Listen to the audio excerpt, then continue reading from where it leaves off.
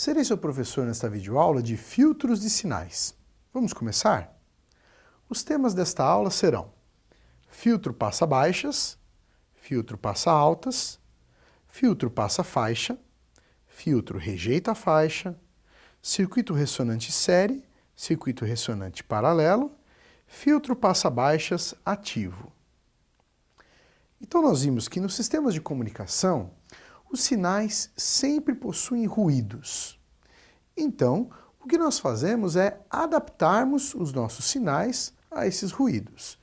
E muitas vezes, aplicando um filtro de sinais, nós conseguimos eliminar grande parte desse ruído, tornando então o sinal bastante funcional. Portanto, vamos ver várias maneiras de construirmos filtros para podermos evitar esses ruídos nos nossos sinais. Então, o primeiro filtro que eu gostaria de mostrar para vocês é o filtro passa-baixas. Então, como funciona esse filtro? Nós vamos definir um valor de frequência. E então, esse filtro deixa passar apenas as frequências abaixo desse nível de sinal.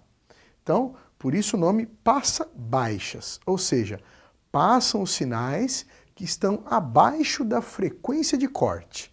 Então, definimos a frequência de corte, passam apenas os sinais abaixo dessa frequência.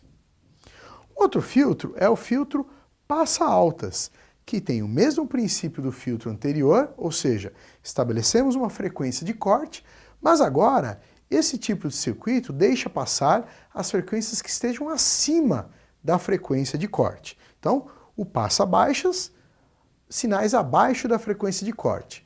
O passa-alta, sinais acima da frequência de corte. Então nós temos o filtro passa-faixa.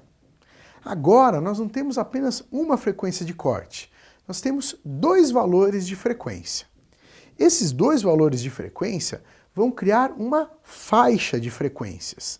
Então, olha o nome do filtro, filtro passa-faixa, ou seja, só passam as frequências que estejam dentro dessa faixa definida. O que estiver fora, acima ou abaixo dessa faixa, é eliminado, ou seja, é filtrado. E então, uma variação desse filtro é o rejeita-faixa. Então, continuamos definindo uma faixa de frequência e tudo que estiver dentro desta faixa de frequência é desprezado, é filtrado. Passam apenas os sinais que estejam antes ou depois dessa faixa de frequência. Existem alguns métodos de criação dos filtros de sinais. Basicamente, nós temos os filtros passivos e os filtros ativos. Os filtros passivos são aqueles filtros que são desenvolvidos através de componentes passivos. Que componentes são esses? Resistores, indutores, capacitores. Então, quando nós montamos os filtros a partir desses componentes passivos, nós temos filtros passivos. Para a montagem desse tipo de filtro, nós precisamos fazer os cálculos das reatâncias, reatância indutiva e reatância capacitiva. E então chegar ao que nós chamamos de frequência de ressonância. A frequência de ressonância seria a nossa frequência de corte dos filtros que nós conversamos. Então, eu posso, por exemplo, criar o circuito ressonante série. Ou seja, eu tenho aqui os meus três componentes passivos em série. E através deles, nós temos a nossa frequência ressonante dada por esta fórmula.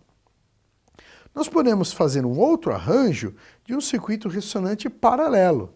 Então vejam só, nós temos um arranjo dos componentes dispostos do modo A ou do modo B, e então nós temos aqui uma frequência de corte relacionada à resistência total sobre a reatância indutiva. E como nós criamos os filtros ativos? São os filtros criados por componentes ativos. Que componentes são esses? Circuitos integrados, como por exemplo o amplificador operacional. É a maneira mais simples de nós criarmos um filtro ativo. Vejam só esse esquemático. Nós os utilizamos de um amplificador operacional configurado de tal forma que ele gere um filtro passa-baixas ativo. E então a frequência de corte é dada por essa equação. 0,64 dividido por 2 multiplicado pelo valor do resistor vezes o valor do capacitor. Nós separamos alguns links para você conhecer mais sobre o assunto dessa videoaula. Não deixe de acessá-los em seu ambiente virtual. Neste primeiro link, você verá uma experiência prática de filtros, ou seja, a construção em protoboard dos diversos filtros e a simulação dele através do osciloscópio. E então você vai ver um outro link sobre a aplicação dos filtros, ou seja, quando é melhor utilizar um filtro, quando é melhor utilizar o outro. Bom, pessoal, espero que seja claro o assunto filtros e sinais. Caso ainda fique alguma dúvida, assista novamente esta videoaula. Até a próxima!